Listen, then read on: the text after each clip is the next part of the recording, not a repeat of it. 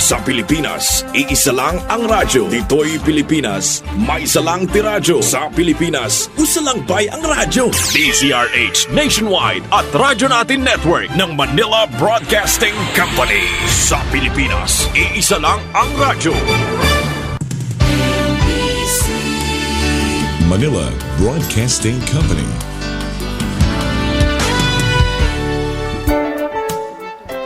Maayong buntag sa tanan. Maayong buntag sa atong mga tagapamati diri sa probinsya sa Biliran. Tama, ako po di ay si Aylaw, kaniya akong kauban, kay si... Ako si DJ Delphine, and karon nalipay ming naamo karon para mamati sa atong programa, no? Bitaw, excited sad ko sa atong topics karong adlaw. Ingon pa sa Tagalog, napapanahon ni siya. Very timely, labi na gyud kay duol na ang atong May 2022 elections. Sakto ba, partner? Sakto. Og karon atong himay-himayon og pinahisgutan ang mga issues og mga pangutana sa katawhan batok sa eleksyon. Hinisgutay. Very true gayod ang pangahan sa atong programa, partner. Mag-inistoryahay ta og facts o kamatuuran pinaagi sa pagpaminaw sa mga taong ginatawag natong experts o maayo sa ilahang mga trabaho. Tama. Sa atong hinisgutay karon, mag-invite ta og mga sikat, no, nga mga abogado diri sa ato ang probinsya. And diha kisa di ato ang gi-invite karon, partner. Usa ni siya sa mga ilado nga private practitioner o dating Vice Mayor sa Naval, si Attorney Redentor Villordon. Maayong buntag, Attorney. May buntag Ayla, may buntag DJ. Okay. Welcome po sa atong programa, Attorney.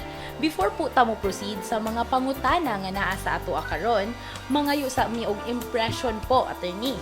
Siguro mangutana ko nimo, unsa po ang inyong gusto na mahitabo karon nga hinisgutay o ikaduha nganong importante po istoryahan ni nato nga mga issues o pangutana. Alam ka nako, importante karon sa atong programa maistoryahan nato unsa mga issues nga kinahanglang tubagon kay nagtikaduol na ang atong eleksyon. Nya ilabi na kay kini nga eleksyon karon mao man ni atong gitawag nga presidential election, ang tunga-tungaan ni midterm election.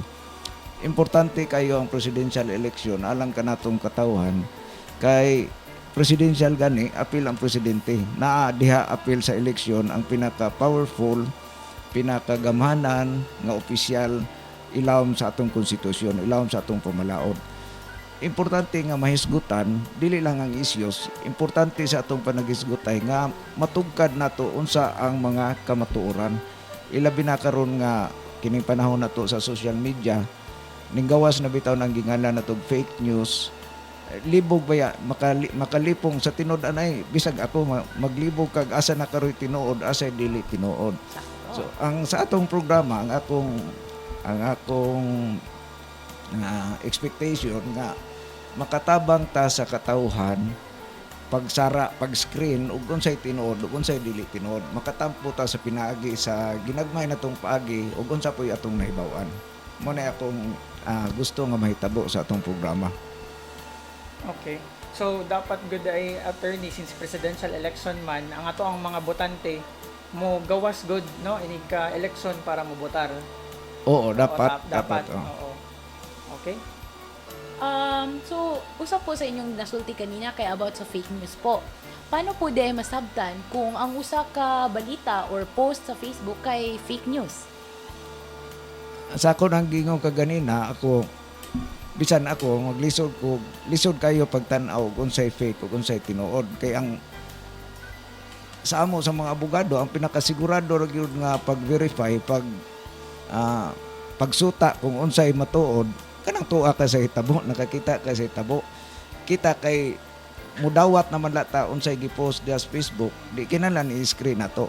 Pero akong tan-aw usa nga maayo nga kriteria nga atong gamiton ang source verification ba. Naaman tay mga gitawag nato credible sources kana bang sa binisaya pa kanang katuuhan gyud nga gigikanan sa news kana bang nailhan na nato sama pananglit sa GMA mga TV stations nga dugay ng panahon naa sila diha sa newspapers na ang Philippine Daily Inquirer ang government agency sama ng Department of Health kung magpagawa sila og news og pilay COVID cases, angay na nato silang tagaan sa atong pagtuo tungod kay katuuhan na sila, tungod kay naan na sila, established na. Ikaduha, kanabanggingan lang natog accountability. Kini manggong tao o usa ka establishment, news media establishment, kung dili ka kaila, wala kay klarong address, taga-asa ka, kinsa nang matawhan na nagsulti, pwede ka magpatuyang unsay imong gisulti diha. Kutob lang sa imong gusto, bahala nagmamislead, maimo nang mada ang mga tao ngadto sa dili eksakto nga pagtuo. Ikumpara nato sa katong akong giingon sa in English pa, credible, katuuhan nga mga sources nato. Ngano man, accountable man ni sila, sayon ra man ni nato sila gukuron, kanang Rappler, kanang Inquirer, kadungog naman tingali yung mga media practitioners nga gipangkihaan sa korte. Ngano nakihaan man sila? Kay identifiable sila, mailhan sila. Sa ato pa, mailhan gani ka, dili ka mutago diri sa luyo sa mga aliases nimo. Mas careful ka, di ba? Mas maghinay ka unsay imong isulti. Kinahanglan siguroon nimo nga ang imong ibutang diha, i-post nimo diha tinuod. Kay og dili na tinuod, kailara ba ng mga tao sa imo? Kay bawo sila asa imong opisina, imong business address, sayon ra kanila kiha ag libel. Mo na akong pag-differentiate usa ang kanang yung source ana. Ikaduha, timbang-tibangon po dato oy unsay kanang unsa bay nasubay sa eksaktong eksperyensya sa tao. Unsa bay kanang mas makatuuhan panalitan na i-post diha.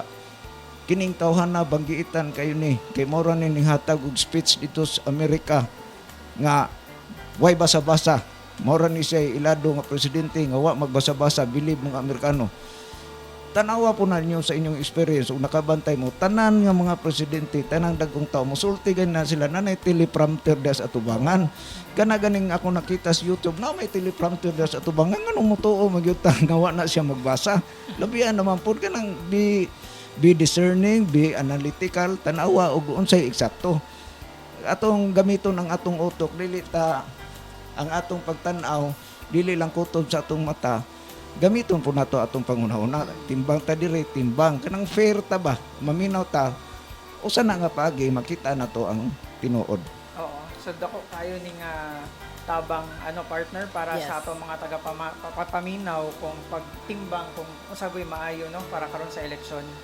Dapat partner no yeah. dili madali-dali o pagtuo Tuo. sa mga fake news. Dili mo tuod dayon dire. Napay example akong katong kusog pa ang COVID, gamay lang katong kasagsagan nga nabitaw i-post sa India ba to, sa China. Sa China kuno ang mga tao dito nga positive gipamusil na lang. Sakto bag na imong tanaw dili contrary to human nature mo na nga pamusilo na lang nimo madaot mo ka. Ato bang hunahon pud ba? So, attorney, usa siguro sa mga pangutana kay unsa po di ay ang mga kanang kwalifikasyon sa usa ka maayong leader para sa inyong hapon? Para sa ako, para presidente, kaya ang presidente mo itong isgutan, importante gyud daw sa integrity. Ikaduha, competence. Kanag yung duha, kanang mayong gaytag tao nga integrity, kasaligan nimo siya anak nga trabaho. Unsa may pasabot na kog kasaligan? Kasaligan siya nga di siya mangawat sa kwarta sa gobyerno.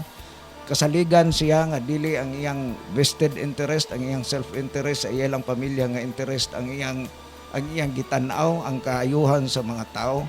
O competent po siya. Kamao siya anak nga trabaho. Kay kini manggong mudagan sa eleksyon pareho ng pagka-presidente. Mura man na sila nang-apply ba? Mga applicants na sila. Kita mga ginganlan pa natog haring lungsuranon karong panahon na kitay magbuot kinsay atong dawaton. Mura bag nakay tindahan, negosyante ka, da karoy mo apply manager sa imong tindahan. Kinsa man ang tag-iya karo sa tindahan, kita ang katawhan. Kita ang haring lungsuranon. Kinsa may mga applicants pagka manager, kanang nangandidato karon. So unsa may atong buhaton, tanaw na to ilang qualification. Para nako Pareho nang muna apply manager sa imong tindahan. Tanawon gyud nimo nga kanatawhan na ka sa liga mo na nimo kay ang manager mo nay magdasi mong tindahan, di mo nay magbuot sa kwarta, mo nay magbuot og kinsay kuhaon nga utility, kinsay cashier. Ikaduha, competent ba siya? Kamao ba siya nga mag-manager? Kay tingali ang iyang background lain nga trabaho, dili suited, dili siya tumong sa unsay trabaho sa usa ka manager. Para nako kanang duha importante kayo. Okay. So kay karon attorney daghan biag nanagan pagka presidente ano. Unya siguro kita na to sa survey karon lamang na to si Bongbong Marcos and then ikaduha si Vice President Leni Robredo. And tiningduhan nga riba sila sa biliran attorney, di ba? Oo, nanganhi sila. So ang mga tao diri sa biliran nakakita gud ug nakapamati kung unsa ang ilahang mga plano, especially diri sa atong probinsya sa biliran. O sa man ato ang mastorya about an attorney so far sa kadtong mga niagi nga mga simana nga nanganhi ang ato mga presidential diri sa atong probinsya. Para nako DJ, ang kanang pagbisita sa usa ka kandidato usa ka presidential ug unsa po iyang ipamulong, ipanulti diha sa stage pag nganhi, dili na reliable nga basis kung moingon ka maayo ba na siyang ipresidente o dili. Manuman wa may kandidato dihang dili magsaad og kanang dili maayo o dili mata silang tanan moingon gyud na kanay akong ayohon ang ekonomiya, ang mga pobre, akong labanan, ang kumo naman kay nabisan pag dili lang presidente atong isuryan, bisan pag local candidates so may tan-aw ko nagmakamasa kuan sayon duolon so na tanan all the good qualities of a leader ilag yun ang isulti nya unsa po'y mga maayo nga programa ilag yun ang isulti sa ato pa ang pagbisita para nako para sa ako ha minus kay nag-impact para sa ako sa kandidato tingali lang ang kana lang atong tawhanon nga ni rasunan usay mo yung nga may sikuan kay ninganhi mao naman ang ato mao naman ay atong sukdanan usahay ba moingon na lang ta may nalang sikuan kana nga kandidato kay ni bisita gyud sa balay ning adto gyud dito mao na lang ang ato pero para na sa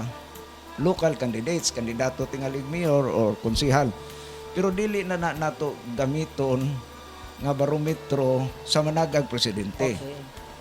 Para nako ang maayo natong sukdanan barometer or criteria kung magpili ta sa presidente ang track record niya background niya background sa iyang pamilya ikaduha unsa iyang qualifications subay sa katong akong gingong integrity o competence. So usa po ato namang na-discuss po nga niari po si Marcos po og sila nino. So usa sa mga pirmi isulti sa Facebook na kini sila Marcos dato na daw ni sila daan.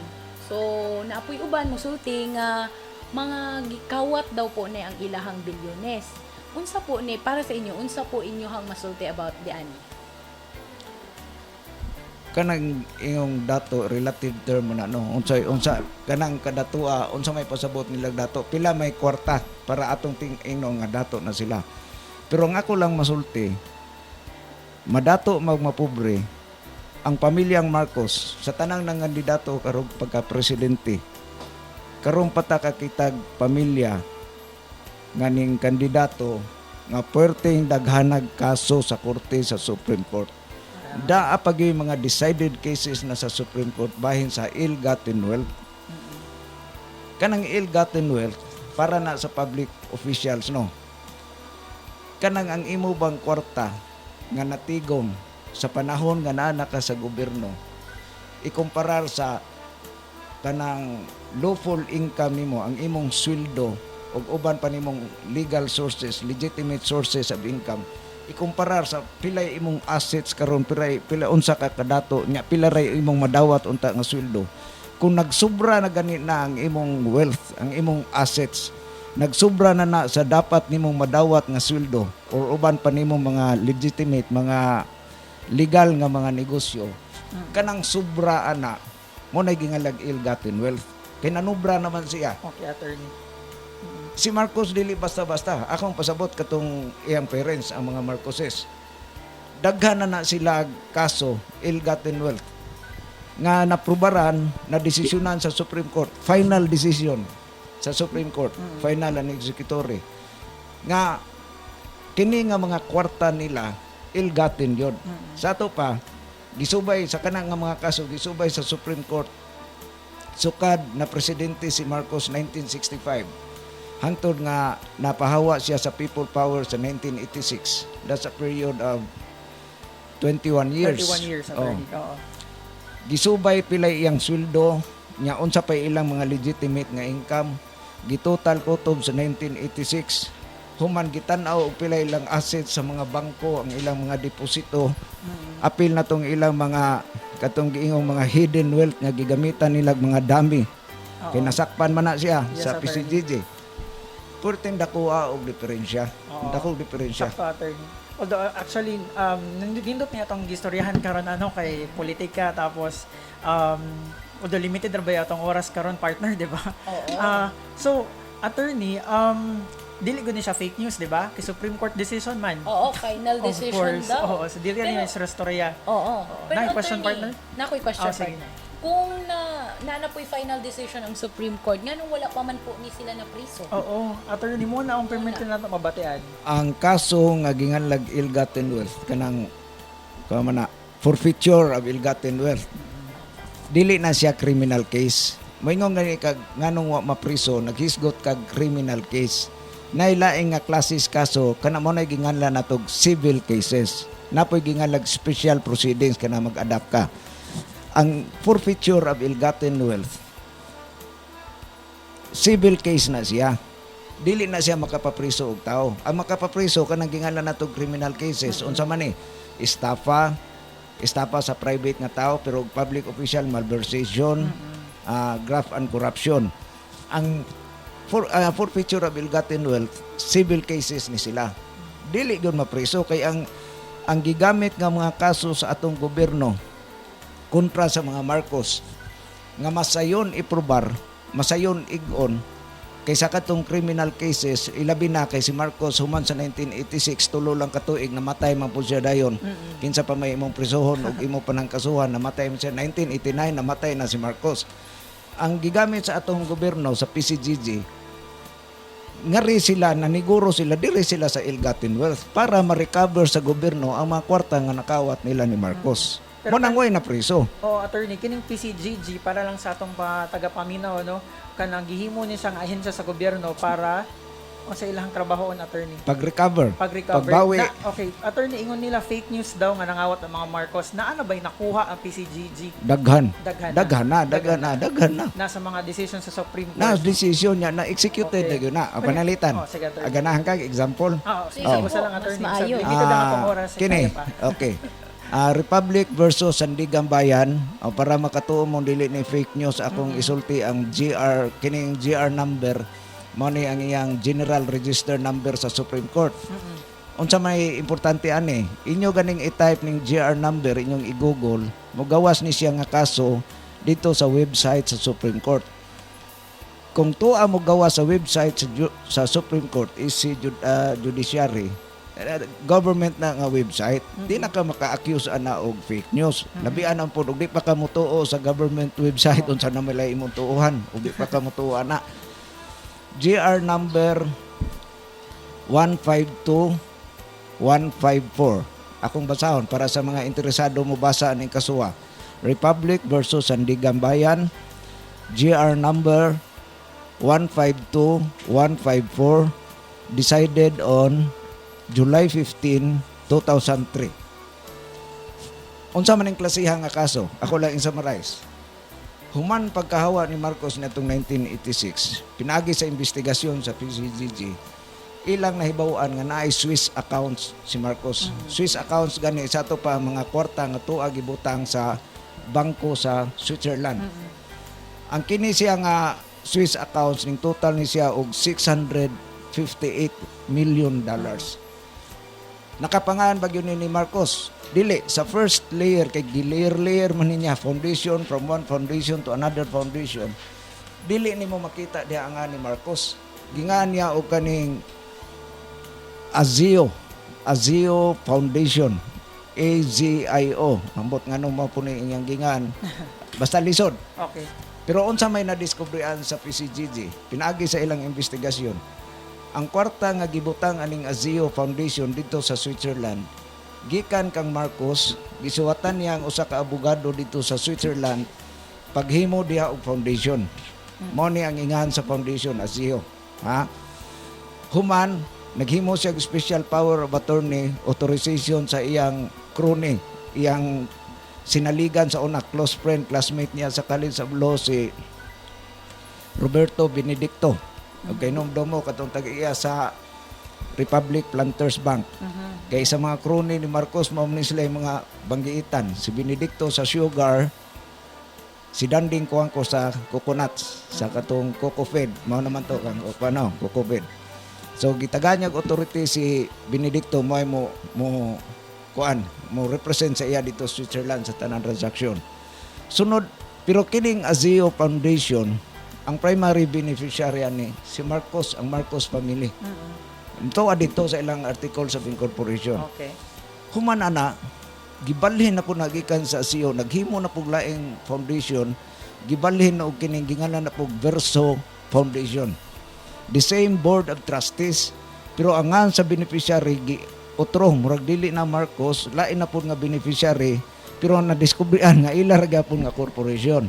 Oh, attorney, pero kani nga kwarta attorney, if I may cut, gikan ni sa katawhan, mga taxes ni sa mga tao attorney, kini nga Sa kwarta kaso ni wa Janet. gyud iingon nga Wala gikan giingon. sa taxes. Okay. Pero sa ako nang balik ta sa definition sa ill-gotten wealth, kung ikaw opisyal kas gobyerno, nakaamas ka, nakapundok kag ingon ana kadaghang kwarta, ang imong sweldo ingon ani, imong obligasyon i-explain nimo diin ka kuha ana. Okay. Oo. Mapildi gani ka sa ill-gotten wealth, ma-forfeited gani ang imong kanang sobra.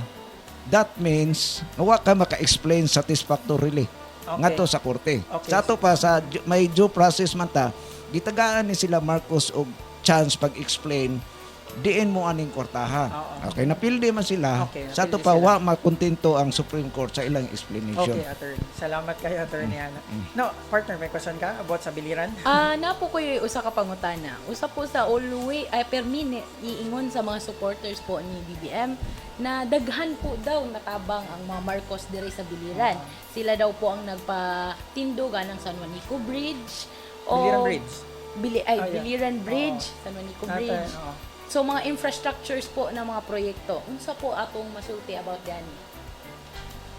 Mo hindi kag daghan. Pero ang akong mabatian sa iyang mga supporters, Biliran Bridge sa man po na ilang ibalik-balik. Ay, Daghan ba day ng usa? Dili po na kay budngan makabutang siya og usa ka bridge diha kay kabuo po kag pila ka tuig si Marcos. 21 ka tuig nagpresidente. Siya ba'y pinakataas, attorney, og years nga na-serve sa... Ang atong mga presidente tag 6 years Okay, ra. Ang 6 sa una years. tag 4 years with re-election. 21 years go count. Ang hinuon natong balihog pangutana sa 21 nimo katuig pagka presidente og tinuod pang close sa imong kasing-kasing ang taga Biliran, daghang kag naimos Biliran. Mora na imong gihimo ang Biliran Bridge ra. Okay. O atong hinumduman, ako 61 years old naman ko karon. Panahon ni Marcos, batanon pa ko, unya human na estudyante ko. Sa katong mga pareho na kog edad, mga maguwang na kog gamay tayong mga gamay, hinumdumi, og maayo ba si Marcos? Kay hinumdum mo, kung magbiyahe tagi kas Nabal padong sa Limon, kay mo adto tag Ormo kay mangiskwela ta Cebu. Na siminto dahil ni Marcos ang atong kalsada. Wa mo na masiminto, batuon man na. Ang Nabal to Limon road concreting nahitabo na sa panahon ni President Ramos. 1992 o 1996 na tingali, 94 mga na basta panahon Ramos. Og tinuod pa nga daghang nahimo si Marcos nganong kanang Nabal to Limon wa man na niya siminto Okay, Ikaduha. attorney. Ikaduha. Kanang pag-distribute og mga kluwa nga tos farmers, mga mag-uuma. Pangutana nga ato mga mag-uuma dinis Nabal sa Biliran, kanang taga Busali, kanang taga Larasabal, taga Talustusan, na tibuok Biliran, pautana ng mga kluwa holders. Kanos sila nakatag-iyag yuta nga ilang nga na sila titulo. Panahon day Marcos, panahon man ng Cory. Ngano man, kaysa panahon ni Cory, pagpuli ni Cory kang Marcos, napasar ang Comprehensive Agrarian Reform Law. 1988. Tungod sa Comprehensive Agrarian Reform Law, na-distribute, nahatag na, nabahin-bahin na ang mga dagko kay yuta Diha pa taon nakakapot ang atong mga mag-uuma o kaugalingon na yun nilang yuta. Wa na sila kakapot og yuta sa panahon ni Marcos. Gani. So kuhay kayo. Ug mingon tag pinangga nila. Kana ganinong Busali Farm. Imbes nga ihatag nila sa farmers, gi-take over man ganina nilang Imelda katong Investments Unlimited. Gikan sa former owner kato si Garaminde, gikuha nila Investments Unlimited. Ilan no gikuha ang Busali Farm. May gani kinabtan sa PCGG, gisequester ang Busali Farm mo na na-distribute sa farmers. Last, pinakamayo, pinakadako.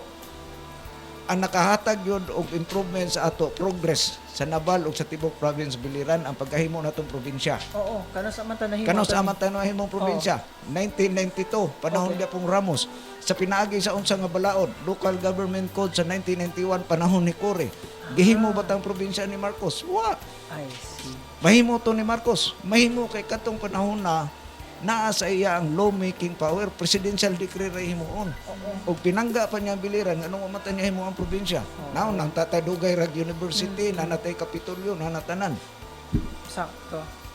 Daghan tag nahibaw-an karon partner, no? Grabe, dagan kaayo Oo. og Ang information. tinuod to, kay gikan sa mga Supreme Court decision. Oo. Oo. O gikan kay Attorney O gikan kay Villardon. Attorney Villardon. Sige, Okay po. partner. Siguro para po sa ulahin nato nga pangutana, kaya po ba sa usa ka kuhay nga leader nga sulbaron tanan mga problema sa usa ka nasod or atong nasod na Pilipinas? Dili. Og nag-istorya lang kag usa ka presidente karon, dili na niya masulbad. Ngano man, 21 years ang plunder, ang panglabot ni Marcos sa kwartas gobyerno. Napulihan ta ni Cory tarong nga presidente, si Ramos tarong, kay awa man ko kakitag dakong isyo. Human kang Ramos, kinsa may napuli. Si Irap na people power na impeach tungod gapon sa corruption. So that's 21 plus 2 years ni Irap, 23. Kinsa may atong gipulik ang Irap, si JMA. Kanyang husband, ang first gentleman, nagsige po panglabot sa kwarta. Napoy mga ill-gotten wealth. 23 plus 9 years ni JMA. That's 32 years. Di na masulbad og usa ka presidente suod sa unong katuig. Nagkinahanglan po tag 32 years successive nga pulos tarong nga presidente aron mabalik makahawas gyud ta sa kalisod. Kita kay laayan man ta dayon, gusto man tag instant aning agi na tang Pinoy wa ayo agi na tang Cory. Kayon saon unom katuig imong ipasulbad ng problemang 21 katuig nga gibilin ni Marcos, di na masulbad. Human gikan kang Cory kang Ramos, putlon puta agian na putag laing presidente nga manglabot sa kwarta si Irap, sunod si GMA, di lain na pong sulbaruno na to. Magsugot tag eksaktong presidente, pero dili ta mag-expect, di ta magdahom iyan ang masulbad tanan. Ang importante, nagsugod ta sa eksaktong lakang towards the right direction. Dili kay dire ta padung na nun kahulog, padung ta musaka, pero di yun na niya masulbad. Kinahanglan patag pilam na 32, pilam na ka 6. Kinahanglan patag unong ka presidente.